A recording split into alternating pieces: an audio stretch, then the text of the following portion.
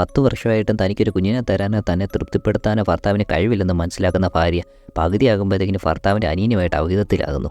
അപ്പോൾ നമ്മളിത് കാണാൻ പോകുന്നതെന്ന് വെച്ചാൽ മൈ ബ്രദേഴ്സ് വൈഫ് എന്ന് പറഞ്ഞ് 2005 റിലീസ് ചെയ്ത സിനിമയാണ്. അപ്പോൾ നമുക്ക് നേരെ വീഡിയോയിലേക്ക് പോകും. ഈ സിനിമ തുടങ്ങുമ്പോൾ നമ്മളെ കാണിക്കുന്നത് നായികയായിട്ടുള്ള സോയും അവളുടെ ഭർത്താവായിട്ടുള്ള ഇഗ്നേഷ്യോനെയാണ്. ഇവർ രണ്ടുപേരും വിവാഹം കഴിഞ്ഞിട്ട് ഏകദേശം 10 വർഷമായിട്ടുണ്ട്. ഒരിക്കൽ സോയി ആണെങ്കിൽ ഇഗ്നേഷ്യോട് അവർക്ക് രണ്ടുപേർക്കും കൂടെ ഒരുമിച്ച് പള്ളിയിൽ പോകാമെന്ന് പറയും.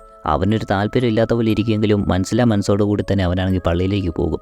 അവിടെ ചെന്ന് കഴിയുമ്പോൾ സോയ്ക്കാണെങ്കിൽ ഒരു ഒറ്റപ്പെട്ട ഫീലിംഗ് തന്നെയായിരുന്നു. അതിൻ്റെ ഏറ്റവും വലിയ കാരണം എന്ന് വെച്ചാൽ ഇവർക്ക് 10 വർഷമായിട്ടും കുട്ടിയില്ലായിരുന്നു. കാരണം ഇഗ്നേഷ്യോയ്ക്ക് ഒരു കുട്ടിയെ ഉണ്ടാക്കാനുള്ള തരം കൗണ്ടില്ലായിരുന്നു.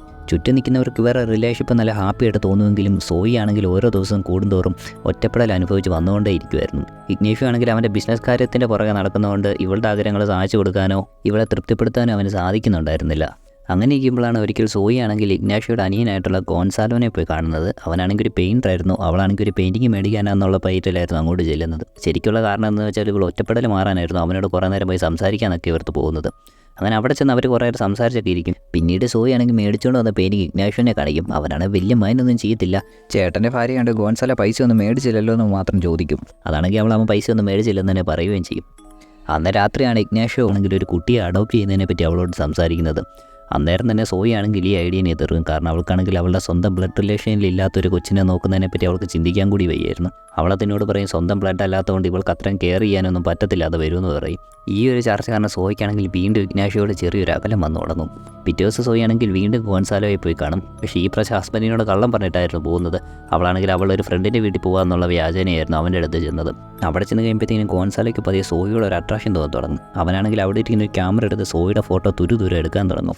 ഇതിൻ്റെ ഇടയിലാണ് സോയിയുടെ കൈ തട്ടി ഇഗ്നേഷ്യോയ്ക്ക് കോൾ പോകുന്നത്. അവൻ കോൾ എടുക്കുമ്പോഴത്തേക്കും സോയും ഗോൺസാലയും കൂടെ സംസാരിക്കുന്നത് കേൾക്കും. സോയി ആണെങ്കിൽ ഗോൺസാലോയുടെ ഇഗ്നേഷ്യോയ്ക്ക് അവളുടെ ഇൻട്രസ്റ്റ് ഇല്ലാത്തതിനെ പറ്റിയൊക്കെ പറഞ്ഞുകൊണ്ടിരിക്കുമായിരുന്നു. അവനാണെങ്കിൽ ആകെ ശനിയാഴ്ചകളിൽ മാത്രമേ അവളായിട്ട് ബന്ധപ്പെടാൻ വരത്തുള്ളൂ എന്നൊക്കെ പറയും. ഇത് കേൾക്കുമ്പോഴത്തേക്കും ഗോൺസാല പറയും അവൻ ചെറുപ്പം തൊട്ടൊരു മണനായിരുന്നൊക്കെ പറയും. ഇഗ്നേഷ്യോ ആണെങ്കിൽ ഇതെല്ലാം കേട്ടിട്ട് ദേഷ്യം വന്നിട്ട് തലേദിവസം സോയി കൊണ്ടുവന്ന് വെച്ച് ഗോൺസാലയുടെ പെയിൻറ്റിങ് എടുത്ത് സ്വിമ്മിംഗ് പൂളിലേക്ക് എറിയും. പിന്നീട് സോയി ആണെങ്കിൽ വീട്ടിൽ വന്ന സ്വിമ്മിംഗ് പൂളിൽ നീന്തിക്കൊണ്ടിരിക്കുമ്പോഴാണ് അവിടെ പെയിൻറ്റിങ് കിടക്കുന്നത് കാണുന്നത്. പിന്നീട് സോയി ആണെങ്കിൽ ഗോൺസാലോയെ പോയി കാണുമ്പോഴത്തേക്കിനും അവനോടാണെങ്കിൽ അവളുടെ ഭർത്താവായിട്ട് എന്തെങ്കിലും പ്രശ്നങ്ങളുണ്ടോ എന്ന് ചോദിക്കും. ഇവരാണെങ്കിൽ ഓൾറെഡി ചെറിയ എന്തൊക്കെ ഇഷ്യൂ ഉണ്ടെന്ന് അവൾക്കറിയായിരുന്നു. പക്ഷേ യഥാർത്ഥ കാരണം അറിയത്തില്ലായിരുന്നു. അന്നേരമാണ് ഗോൺസാലോ പറയുന്നത് അവനാണെങ്കിൽ ചെറുപ്പം തൊട്ട് ഇവൻ ഈ പടം വരയ്ക്കുന്നതിനോട് അസൂയ ഉണ്ടായിരുന്നു. അതുകൊണ്ടാണ് ഇഗ്നേഷ്യോ ഗോൺസാലോനെ അവർ ഫാമിലി ബിസിനസ്സിൽ നിന്നെല്ലാം പുറത്താക്കിയെന്ന് പറയും. പക്ഷേ യഥാർത്ഥ കാരണം അതൊന്നും അല്ലായിരുന്നു. അവൻ ബിസിനസ് ഒന്നും നോക്കി നടത്താതെ ഇങ്ങനെ പെയിൻറ്റിങ്ങും കൂടെ നടക്കുന്നതുകൊണ്ടായിരുന്നു ഇഗ്നേഷ്യോ അവനെ പുറത്താക്കിയത്. പിന്നീട് സോയി ആണെങ്കിൽ വീട്ടിലേക്ക് പോകാൻ തുടങ്ങുമ്പോൾ ഗോൺസാലോ പറയും വേണം ഇനി ഇവിടെ കിടന്നുറങ്ങിയിട്ട് രാവിലെ പൊക്കോളാൻ പറയും. അങ്ങനെ സോയി അവിടെ കിടന്നുറങ്ങി രാവിലെ എഴുന്നേൽക്കുമ്പോഴാണ് ഗോൺസാലയും തൊട്ടടുത്ത് കിടക്കുന്നത് കാണുന്നത്. അവളാണ് ഇതൊന്നും വലിയ കാര്യമാക്കത്തില്ല, തിരിച്ച് വീട്ടിലേക്ക് ചെല്ലും.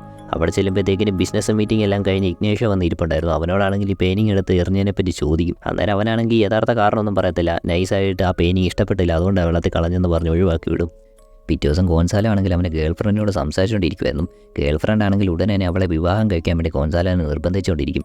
പക്ഷേ ഗോൺസാലോ ആണെങ്കിൽ കല്യാണമേ വേണ്ടെന്നുള്ള ഉറച്ച തീരുമാനത്തിൽ തന്നെ നിൽക്കും. എന്നിട്ട് അവൻ അവളോട് പറയും അവനിങ്ങനെ കുടുംബ ബാധ്യതയൊന്നും ഉണ്ടാക്കി വെക്കാൻ താല്പര്യമില്ല, വേണമെങ്കിൽ ഇങ്ങനെയൊക്കെ തന്നെ സന്തോഷമായിട്ട് അടിച്ചു കുളിച്ച് പോകാമെന്ന് പറയും. ഗേൾഫ്രണ്ടിനാണ് ഇതൊന്നും കേൾക്കുമ്പോൾ ഇഷ്ടപ്പെടത്തില്ല. അവളാണെങ്കിൽ ദേഷ്യപ്പെട്ട് അവനെ ഉപേക്ഷിച്ച് അവിടെ നിന്ന് പോകും.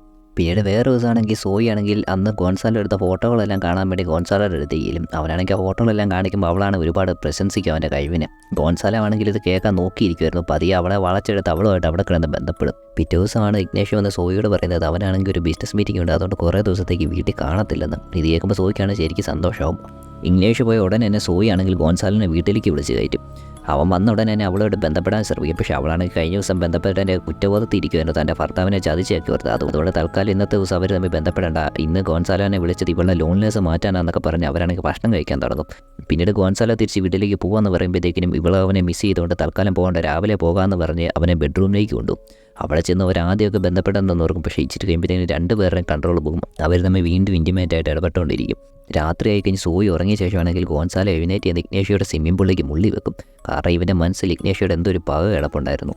ബിസിനസ് ട്രിപ്പെല്ലാം കഴിഞ്ഞ് ഇഗ്നേഷ്യോ വരുമ്പോഴത്തേക്കിന് സോയി ആണെങ്കിൽ കരഞ്ഞുകൊണ്ട് അവൻ്റെ അടുത്തേക്ക് അവനെ ഇത്രയും ദിവസം മിസ് ചെയ്തെന്നൊക്കെയുള്ള കാര്യം പറയും. അത് കഴിഞ്ഞ് അവനാണെങ്കിൽ അവനോട് ബന്ധപ്പെടുന്നതിനെ പറ്റിയൊക്കെ ചോദിക്കുമ്പോഴത്തേക്കിനും അവനാണ് ക്ഷീണമാണെന്ന് പറഞ്ഞ് പോയി കിടക്കാൻ തുടങ്ങും. ഇതാണ് അവൾ വീണ്ടും വിഷമത്തിലാകും. പിന്നീട് സോയും ഗോൺസാലും തമ്മിലുള്ള ബന്ധമാണെങ്കിൽ വീണ്ടും മുറിയിക്കൊണ്ടേയിരിക്കും. അവൾ യോഗ ക്ലാസ്സിന് പോകുമ്പോഴും അവിടെ വെച്ച് ഇവിടെ വെച്ചാൽ അവനെ വിളിക്കും. അവരാണെങ്കിൽ റൂമിൽ പോയി ഒരുപാട് ബന്ധപ്പെടുകയും പിന്നീട് അവനില്ലാതെ ജീവിക്കാൻ പറ്റത്തില്ല എന്നുള്ള ഒരു അവസ്ഥയിലേക്ക് ഇവൾ വരും. ഒരിക്കൽ വീട്ടിൽ എല്ലാവരും കൂടെ ഡിന്നർ കഴിച്ചുകൊണ്ടിരിക്കുമ്പോഴാണ് അങ്ങോട്ട് ഗോൺസാലോ കയറി വരുന്നത്. ഗോൺസാലോയുടെ അമ്മയാണെങ്കിൽ അവനോട് ഉടനെ തന്നെ ഒരു കല്യാണം കഴിച്ച് സെറ്റിൽ ചെയ്യണതിനെ പറ്റിയൊക്കെ പറഞ്ഞുകൊണ്ടിരിക്കും. ഇത് കേൾക്കുമ്പോൾ സോയിക്കാണെങ്കിൽ വല്ലാത്ത അസ്വസ്ഥത തോന്നും. അവളാണെങ്കിൽ അവരോട് എക്സ്ക്യൂസ് പറഞ്ഞിട്ട് അടുക്കളയിലേക്ക് പോകും. നീച്ചിൽ കഴിയുമ്പോൾ ഗോൺസാലോ അവളുടെ പുറകെ ചെന്ന് അടുക്കളയിൽ വെച്ച് അവർ തമ്മിൽ ബന്ധപ്പെടാൻ തുടങ്ങും. പെട്ടെന്നാണ് ഇത് കണ്ടുകൊണ്ട് അവിടെ നിന്ന് വേലക്കാരി വരുന്നത്. ഉടനെ തന്നെ ഗോൺസാലോ തന്നെ അവിടെ നിന്ന് പോകും. വേലക്കാരിയാണ് ഇത് കണ്ടിട്ട് ഒന്നും അറിയാത്ത പോലെ സൈലൻ്റ് ആയിട്ട് ഇരിക്കുകയും ചെയ്യും. സോയും ഗോൺസാലോ വീണ്ടും പല സമയത്ത് ബന്ധപ്പെട്ടുകൊണ്ടിരുന്നു. അതിൻ്റെ ഇടയിൽ വെച്ചാണ് ഇഗ്നേഷ്യോ ഇപ്പോഴും ഇവളോട് വലിയ താല്പര്യമില്ല എന്നുള്ള കാര്യം പറയുമ്പോഴത്തേക്കിനും ഗോൺസാലോ ആണെങ്കിൽ ഇഗ്നേഷ്യെ പറ്റിയുള്ള രഹസ്യം സോയിയോട് പറയുന്നത്. ഇത് കേൾക്കുമ്പോൾ സോയി ഞെട്ടിപ്പോവും. പിന്നീട് വീട് ചെന്ന ശേഷമാണെങ്കിൽ സോയി ആണെങ്കിൽ അത് സത്യമാണോ എന്നറിയാൻ വേണ്ടി അവനോട് വീണ്ടും ബന്ധപ്പെടുന്നതിനെ പറ്റിയൊക്കെ ചോദിക്കും. പക്ഷെ അവനാണ് വീണ്ടും താല്പര്യമില്ലാതിരിക്കും. ഉടനെ തന്നെ സോയിക്ക് തോന്നണം ഗോൺസാലോ പറഞ്ഞല്ല സത്യമാണ്. പിറ്റേ ദിവസം സോയി ആണെങ്കിൽ ഇഗ്നേഷ്യോട് ഒരു കത്ത് എഴുതി വെച്ച ശേഷം വീട്ടിൽ നിന്ന് ഇറങ്ങിപ്പോകും. പോകുന്ന വൈകി ഇഗ്നേഷ്യെ വിളിക്കുമ്പോൾ അവളാണെങ്കിൽ ഫോൺ എടുത്ത് സ്വിമ്മിംഗ് പൂളിലേക്ക് എറിയുകയും ചെയ്യും. പിന്നീട് ഭാര്യനെ കാണാതെ വരുമ്പോഴത്തേക്ക് ഇഗ്നേഷ്യോയ്ക്ക് പിടികിട്ടും ഗോൺസാലോ ഇത് കളിച്ചിട്ടുണ്ടെന്ന്. ഇഗ്നേഷ്യോ ആണെങ്കിൽ ദേഷ്യപ്പെട്ട് ഗോൺസാലോയുടെ അടുത്ത് എന്നിട്ട് അവളോട് എന്ത് രഹസ്യമോ പറഞ്ഞു കൊടുത്തെന്ന് ചോദിക്കും. അന്നേരമാണ് ഈ സിനിമയുടെ ഏറ്റവും വലിയ ട്വിസ്റ്റ് കാണിക്കുന്നത്. കാരണം ഇഗ്നേഷ്യോ ഒരു ഗേ ആയിരുന്നു എന്നുള്ള രഹസ്യമായിരുന്നു ഗോൺസാലോ അവളോട് പറഞ്ഞത്. അതുപോലെ തന്നെ ഗോൺസാലോ ആണെങ്കിൽ അവനോട് എല്ലാ സത്യങ്ങളും വിളിച്ചു പറയും. അവൻ ഇത്രയും കാലം അവൻ്റെ ഭാര്യയായിട്ട് ബന്ധപ്പെട്ടുകൊണ്ടിരിക്കുമായിരുന്നു. അത് സത്യം പറഞ്ഞാൽ അവളോടുള്ള സ്നേഹം കൊണ്ടൊന്നും അല്ലായിരുന്നു, ഇവനോടുള്ള പക കൊണ്ടായിരുന്നു. ആ പക വരാൻ കാരണം എന്താണെന്ന് വെച്ചാൽ ചെറുപ്പത്തിൽ ഇഗ്നേഷ്യോ ഒരുപാട് തവണ ഇവനെ പീഡനത്തിന് നിരയാക്കിയിട്ടുണ്ടെന്നും പറയും. അന്ന് താൻ ചെറുപ്പത്തിൽ അനുഭവിച്ച അതേ ഡിപ്രഷനല്ല ഇനി ലൈഫിലോ ഇഗ്നേഷ്യോ അനുഭവിക്കേണ്ടി വരുന്ന ഗോൺസാലോ ഇഗ്നേഷ്യോയോട് പറയും. ഇതേസമയം സോയി ആണെങ്കിൽ ഒരു ഹോട്ടൽ റൂം ഇട്ടത് അവിടെ തങ്ങിക്കൊണ്ടിരിക്കുമായിരുന്നു. പതിയാണ് സോയി മനസ്സിലാക്കുന്നത് അവളാണെങ്കിൽ ഗോൺസാലോ കാരണം ഗർഭിണിയായിട്ടുണ്ടെന്ന്. അവൾ ഗോൺസാലോയെ വിളിച്ച് കാര്യമെല്ലാം പറഞ്ഞിട്ട് അവളെ ആണെങ്കിൽ ഉടനെ തന്നെ ഹോട്ടലിൽ വന്ന് മീറ്റ് ചെയ്യണമെന്ന് പറയും. ഗോൺസാലോ ഹോട്ടലിൽ വരുന്ന ഇതേ സമയം തന്നെ ഇഗ്നേഷ്യോ ആണെങ്കിൽ ആ ഹോട്ടലിൽ തന്നെ മറ്റൊരു മീറ്റിംഗിൽ പങ്കെടുത്തുകൊണ്ടിരിക്കുമായിരുന്നു. ഇഗ്നേഷ്യോ ഗോൺസാലിനെ കണ്ട ശേഷമാണെങ്കിൽ അവനെ ഫോളോ ചെയ്ത് പോകും. അങ്ങനെ അവനെ സോയും ഗോൺസാലോ പറയുന്നതെല്ലാം വെളിയിൽ നിന്ന് ഒളിഞ്ഞു കേട്ടുകൊണ്ടിരിക്കും. സോയി ഗോൺസാലോട് ഉടനെ തന്നെ അവർക്ക് തമ്മിൽ കല്യാണം കഴിച്ച് ജീവിക്കാനുള്ള കാര്യമൊക്കെ പറയുമായിരുന്നു. പക്ഷേ ഗോൺസാലോയ്ക്ക് ആണെങ്കിൽ ആ പിതൃത്ത് അംഗീകരിക്കാൻ പറ്റുന്നില്ലായിരുന്നു. അവൻ സോയിനെ ആണെങ്കിൽ ഉടനെ തന്നെ കൊച്ചിനെ അബോർട്ട് ചെയ്യാൻ നിർബന്ധിച്ചുകൊണ്ടിരിക്കും. സോയിക്കാണെങ്കിൽ 10 വർഷം കാത്തിട്ടുണ്ടായ കുട്ടിയായതുകൊണ്ട് അതിനെ അബോർട്ട് ചെയ്യാനുള്ള മനസ്സിലായിരുന്നു. പക്ഷേ ഗോൺസാലോ ആണെങ്കിൽ ഒരിക്കലും അവളുടെ കൂടെ താമസിക്കത്തില്ല എന്നുള്ള ഒറ്റ വാശി തന്നെ ഇരിക്കും. അങ്ങനെ അവർ തർക്കിച്ചുകൊണ്ടിരിക്കുമ്പോഴാണ് അവനാണെങ്കിൽ യഥാർത്ഥ സത്യം വിളിച്ച് പറയുന്നത്. ശരിക്കും ഇവളോട് സ്നേഹമൊന്നും ഇല്ലായിരുന്നു, ഇഗ്നേഷ്യോടുള്ള പകരം വീട്ടാൻ വേണ്ടി മാത്രമായിരുന്നു ഇവളെ സ്നേഹിച്ചതെന്നുള്ള കാര്യം. അങ്ങനെ ഇതെല്ലാം പറഞ്ഞ് ഗോൺസാലോ ആണെങ്കിൽ അവൻ്റെ വഴിക്ക് പോകും. സോയി ആണെങ്കിൽ വളരെ വിഷമത്തിൽ ഒറ്റപ്പെട്ടിങ്ങനെ ആ റൂമിൽ തന്നെ ഇരിക്കും. പിന്നീട് ഇഗ്നേഷ്യോ വീട് ചെല്ലുമ്പോഴത്തേക്കും സോ എഴുതി വെച്ചിരിക്കുന്ന ലെറ്റർ കാണും. അതിൻ്റെ അത് സോ എഴുതി വെച്ചിരിക്കുന്നത് ഇവൻ്റെ ഒരു ഗേ ആയതുകൊണ്ട് ഇട്ടിട്ട് പോകുകയെന്നായിരുന്നു. ഇതേ സമയത്ത് സോയി ആണെങ്കിൽ അഡോപ്ഷൻ ചെയ്യാനുള്ള മാർഗ്ഗങ്ങളൊക്കെ കാണാൻ വേണ്ടി ഡോക്ടറിൻ്റെ അടുത്ത് ചെന്നേക്കുമായിരുന്നു. ഇതെല്ലാം കഴിഞ്ഞ് ഒരു ദിവസമാണ് ഇഗ്നേഷ്യോ ആണെങ്കിൽ സ്വിമ്മിംഗ് പൂളിൻ്റെ അകത്ത് സോയുടെ ഫോൺ കിടക്കുന്നത് കാണുന്നത്. അങ്ങനെ ഇഗ്നേഷ്യോ ആണെങ്കിൽ ഒരു ഫോണാണെങ്കിൽ സോയുടെ റൂമിലേക്ക് അയച്ചു കൊടുക്കും. അതിൽ നിന്ന് സോയി ആണെങ്കിൽ ഇഗ്നേഷ്യോനെ വിളിക്കും. അങ്ങനെ അവർ തമ്മിൽ ആ ഹോട്ടൽ മുറി വെച്ച് മീറ്റ് ചെയ്ത് സംസാരിക്കാൻ തുടങ്ങും. സോയി ആണെങ്കിൽ ആദ്യം നിന്ന് അവനോട് ചെയ്ത തെറ്റിനെല്ലാം മാപ്പ് പറയും. അവളാണെങ്കിൽ ഗോൺസാലോ അവിടെ ചതിപ്പെട്ട് പോയതാന്നൊക്കെ പറയും. അന്നേരമാണ് ഇഗ്നേഷ്യോ അവളോട് ക്ഷമ പറയുന്നത്. അവൻ ശരിക്കും ഒരു ഗേ ആണെന്നും അത് ഇത്രയും കാലം അവളോട് മറച്ചു വെച്ചതിലും എല്ലാം ക്ഷമ ചോദിക്കും. പിന്നീട് അവനിപ്പോൾ വന്നിരിക്കുന്നതിനെന്ന് വെച്ചാൽ അവളോട് എല്ലാം ക്ഷമിച്ച് അവളുടെ ആ കൊച്ചിനെ അഡോപ്റ്റ് ചെയ്യാൻ അവൻ തയ്യാറാണെന്നും പറയും. ഇത് കേൾക്കുമ്പോൾ സോയിക്കാണ് വളരെ സന്തോഷമാവും. അങ്ങനെ അവർ തമ്മിൽ വീണ്ടും ഒന്നിക്കും. കുറേ മാസങ്ങൾക്ക് ശേഷം സോയി ആണെങ്കിൽ ഒരു കുഞ്ഞിന് ജന്മം നൽകും.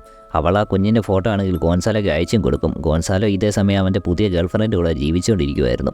സിനിമയുടെ ഏറ്റവും അവസാനം കാണിക്കുന്നതെന്ന് പറഞ്ഞാൽ ഇഗ്നേഷ്യോയുടെ അമ്മയാണെങ്കിൽ ആ കൊച്ചിനെ കൊഞ്ചിച്ചുകൊണ്ടിരിക്കുന്നതായിരുന്നു. ഇഗ്നേഷ്യോ ആണെങ്കിൽ ആ കുട്ടിയുടെ പിതൃത്വം ഏറ്റെടുക്കുകയും അതുപോലെ തന്നെ ആ കുട്ടിയുടെ പിതാവ് ആരാന്നുള്ള യഥാർത്ഥ രഹസ്യം ഇവർ 3 പേരും തന്നെ ഒതുങ്ങി പോവുകയും ചെയ്യും.